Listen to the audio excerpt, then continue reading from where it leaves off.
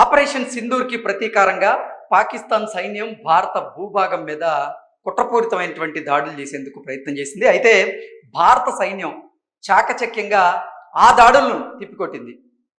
పాకిస్తాన్ సైన్యం భారత భూభాగం మీదకి బాలిస్టిక్ మిసైల్ని ప్రయోగించింది. అది తుస్సుమంది. కొన్ని ఆత్మాహుతి డ్రోన్లను ప్రయోగించింది. వాటిని భారత గగనతల రక్షణ వ్యవస్థ S-400 వాటిని చిత్తు చేసేసింది. పాకిస్తాన్ ఎత్తుల్ని భారత సైన్యం ఎప్పటికప్పుడు చిత్తు చేస్తూ ఉంది. పాకిస్తాన్ భారత భూభాగం మీదకి వదిలినటువంటి క్షిపణులు ఏవైతే ఉన్నాయో వాటిని మన S-400 అలాగే ఆకాశ్ మిసైల్స్ ఇవి తిప్పికొట్టాయి. అయితే అసలు పాకిస్తాన్ ఏ ఎయిర్ బేస్లను లక్ష్యంగా చేసుకుని భారత భూభాగం మీదకి ఈ క్షిపణులను ప్రయోగిస్తూ ఉందో ఆ ఎయిర్ బేస్లని నాశనం చేయాలి, వాటిని ధ్వంసం చేయాలని భారత సైన్యం వ్యూహరచన చేసింది. అందులో భాగంగానే భారత రక్షణ వ్యవస్థలోని అంబుల పదలో ఉన్నటువంటి ఈ బ్రహ్మోస్ అనేటువంటి ఆ క్షిపణిని వాడారు. ఆ క్షిపణిని వాడి పాకిస్తాన్ ఎయిర్ బేస్లని 11 ఎయిర్ బేస్లని ధ్వంసం చేసేశారు. అందులో ప్రధానంగా మెయిన్ది వచ్చేసి రావల్పిండిలో ఉన్నటువంటి ఎయిర్ బేస్. ఆ రావల్పిండిలో ఉన్నటువంటి ఎయిర్ బేస్ మీద ఈ బ్రహ్మోస్ అనేటువంటి క్షిపణిని వాడారు. ఈ బ్రహ్మాస్ క్షిపణిని ఎప్పుడైతే వాడారో అక్కడ ఉన్నటువంటి ఎయిర్ బేసుల్లో రేడియేషన్ ప్రభావం అయితే తలెత్తింది. ఆ రేడియేషన్తో పాటుగా ఈ బ్రహ్మోస్ ప్రయోగించిన తరువాత పాకిస్తాన్లోని కొన్ని ప్రాంతాల్లో భూకంపం వచ్చింది. అంటే భారత్ రక్షణ వ్యవస్థ DRDO తయారు చేసినటువంటి ఈ బ్రహ్మోస్ క్షిపణి ఏదైతే ఉందో అది పాకిస్తాన్ భూభాగం మీదకి వెళ్ళి వారి ఎయిర్ బేస్లను ధ్వంసం చేయడమే కాకుండా అక్కడ భూకంపం తీసుకొచ్చేటువంటి ప్రభావాన్ని చూపించిందంటే నిజంగా అది DRDO గొప్పతనంగా మనం విశ్లేషణ చేసుకోవచ్చు. అసలు ఈ బ్రహ్మోస్ వల్ల ఎలా భూకంపం తలెత్తింది పాకిస్తాన్లో అనేది ఒకసారి మనం విశ్లేషణ అయితే చేసుకుందాం. భారత్ పాకిస్తాన్లోని కొన్ని ప్రధానమైనటువంటి టార్గెట్లను లక్ష్యంగా చేసుకుని బ్రహ్మోస్ మిసైల్స్తో భీకరమైనటువంటి దాడి చేసింది. అందుకే అక్కడ మే 10న 2 ప్రాంతాల్లో భూమి కంపించింది. ఒకసారి 4 మ్యాగ్నిట్యూడ్తో కంపించగా మరోసారి 5.7 మ్యాగ్నిట్యూడ్తో పాకిస్తాన్లో భూమి కంపించిందంటే అది బ్రహ్మోస్ ప్రభావం అనడంలో ఎటువంటి అతిశయోక్తి అయితే లేదు. అమెరికా తమకు అందించినటువంటి ఇంటెలిజెన్స్ ప్రకారంగా భారత్ ఎన్నుకున్నటువంటి టార్గెట్ల మూలంగా పాకిస్తాన్లో చాలా పెద్ద ప్రాణ నష్టం జరగబోతుంది అని తెలుసుకుంది. పాకిస్తాన్ వెంటనే అమెరికా తలుపు తట్టింది. భారత్ టార్గెట్ చేసినటువంటి ప్రాంతం అత్యంత సున్నితమైందని, నిజానికి అక్కడ పాకిస్తాన్ ఆయువు పట్టు ఉంది.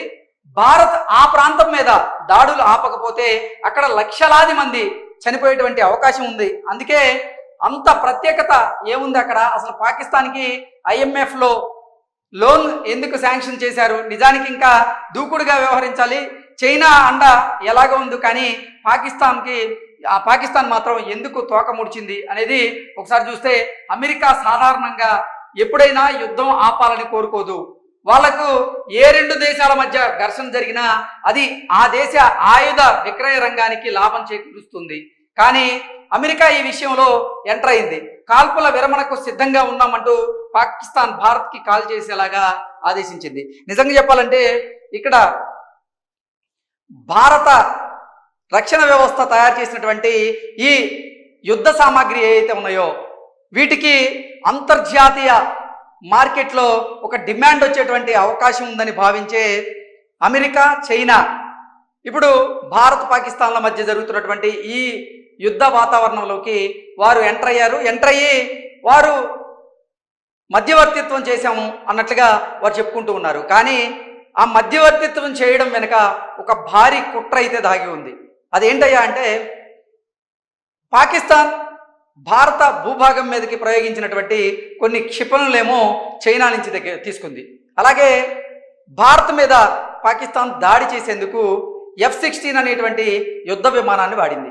అది తయారు చేసిన సంస్థలు మాత్రం అమెరికాకు చెందినటువంటి ఈ యుద్ధ సామాగ్రిని తయారు చేసేటువంటి సంస్థలు. అంటే పాకిస్తాన్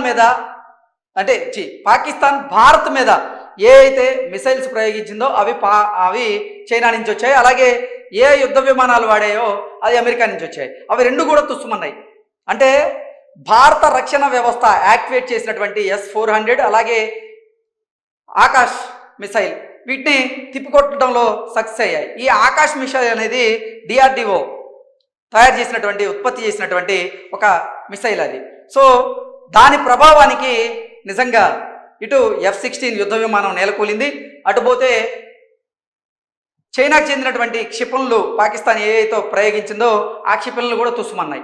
ఈ నేపథ్యంలో అవి గ్రహించినటువంటి చైనా అమెరికా దేశాలు ఇప్పుడు పెద్దన్న పాత్ర పోషించి ఇటు భారత్కి పాకిస్తాన్కి మధ్య జరుగుతున్నటువంటి ఈ యుద్ధ వాతావరణాన్ని మా మధ్యవర్తిత్వంతో మేము ఆపగలిగామంటూ వారు చెప్పుకునేటువంటి ప్రయత్నం చేశారు.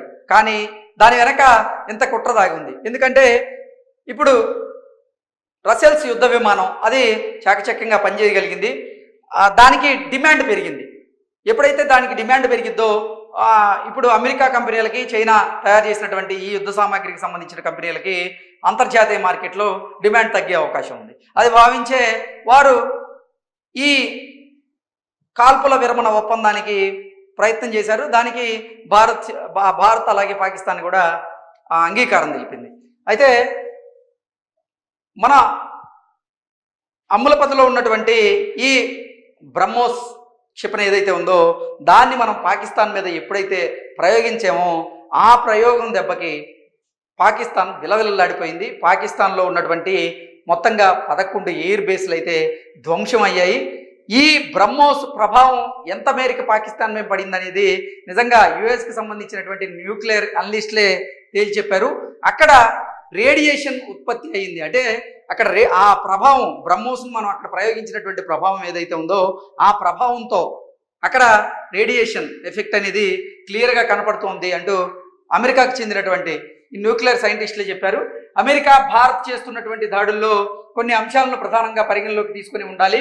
ఒకటి, భారత్ పాకిస్తాన్లోని ఏ లక్ష్యాన్ని అయినా ఏ అవరోధాలు లేకుండా స్ట్రైక్ చేస్తూ ఉంది. అలాగే పాకిస్తాన్ ఎయిర్ డిఫెన్స్ సిస్టమ్ ఏమాత్రం భారత మిసైల్స్ని డ్రోన్స్ని అడ్డుకోలేకపోయింది.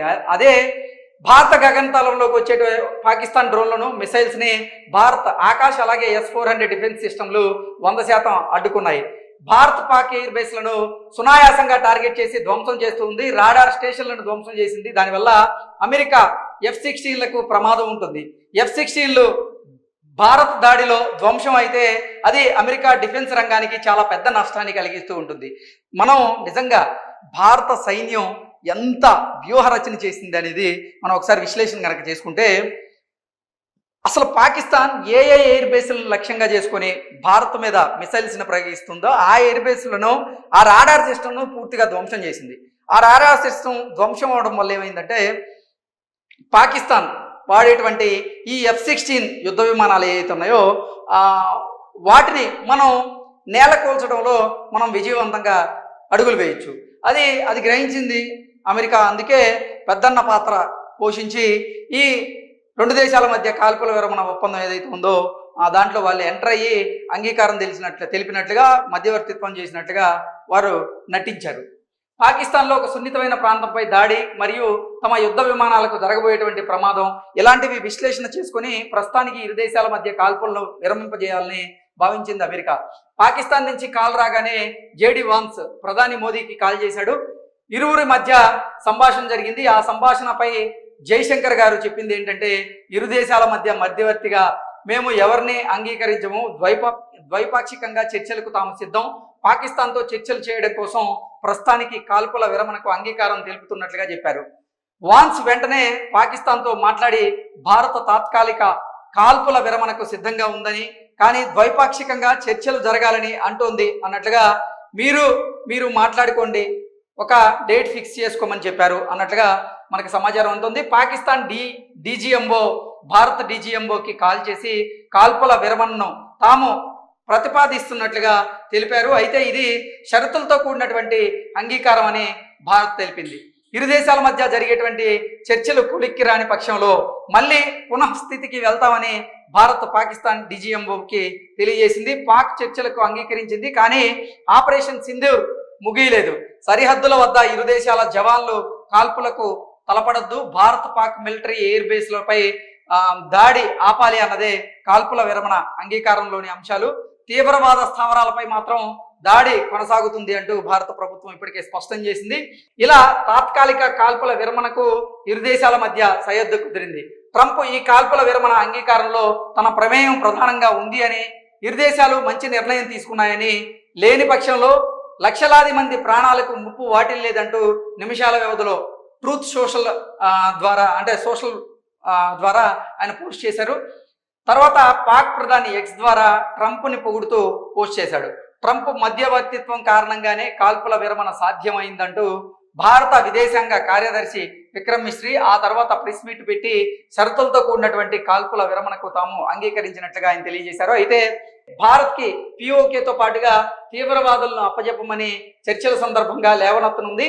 పాకిస్తాన్ అంగీకరించని పక్షంలో కాల్పుల విరమణ అంగీకారం ముగుస్తూ ఉంది. పాక్ గనక కాశ్మీర్ విషయాన్ని లేవనెత్తితే చర్చలు అక్కడితో ముగుస్తాయి.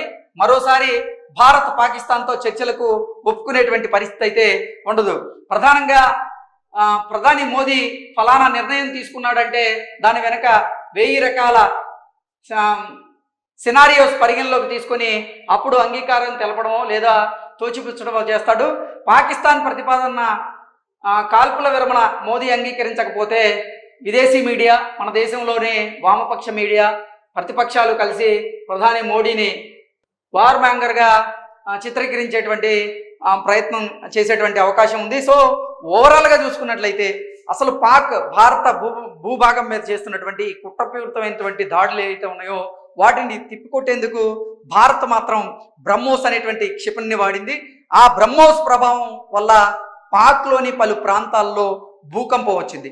రిక్టర్ స్కేర్ మీద ఎంత నమోదైంది అనేది కూడా నేను మీకు తెలియజేశాను. అంటే నిజంగా చెప్పాలి అంటే అంతర్జాతీయ మార్కెట్లో భారత రక్షణ వ్యవస్థ డిఆర్డిఓ తయారు చేసినటువంటి ఈ క్షిపణులు ఏవైతే ఉన్నాయో వీటికి డిమాండ్ పెరిగేటువంటి అవకాశం ఉందని గ్రహించి, దానికి తోడు ఇప్పుడు భారత్ పాకిస్తాన్ మధ్య జరుగుతున్నటువంటి యుద్ధంలో చైనాకు సంబంధించినటువంటి క్షిపణులు పాకిస్తాన్ భారత్ మీద ప్రయోగించి విఫలమైంది. అలాగే అమెరికాకు సంబంధించినటువంటి యుద్ధ విమానాలను వాడి విఫలమైంది.